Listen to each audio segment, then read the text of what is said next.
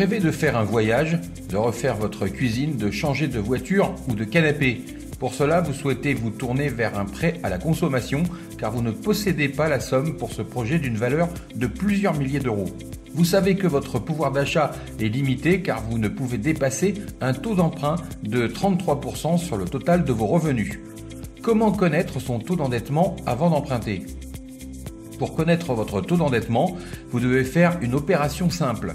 D'abord, additionner les mensualités, puis les diviser par la somme de toutes vos charges.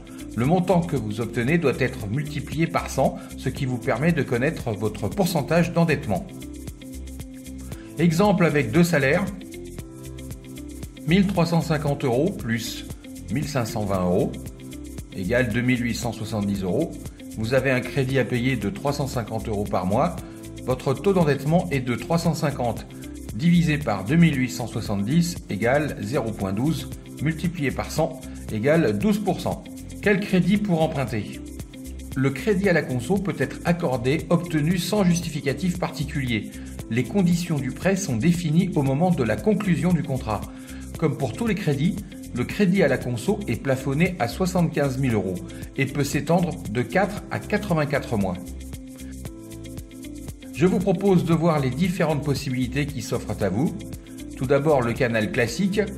Et là, je pense que vous avez déjà utilisé cette option, donc il n'y a pas grand-chose à dire, si ce n'est que les contraintes habituelles sont toujours de rigueur. Présentation de justificatifs, difficultés coutumières dans l'octroi d'un crédit, et cela ne devrait pas changer. Les organismes de crédit, ils sont nombreux, et en voici quelques-uns parmi tant d'autres, mais attention aux petites phrases en bas du contrat, sans oublier les taux d'intérêt parfois prohibitifs, donc prudence.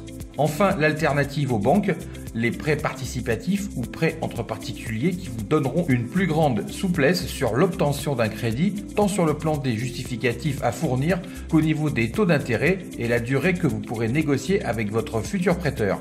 Cette alternative reste la plus appropriée si vous avez des difficultés à produire des documents, des justificatifs ou autres, surtout si vous êtes fiché FICP, ce qui dans ce cas reste pour vous l'unique solution à votre demande de crédit.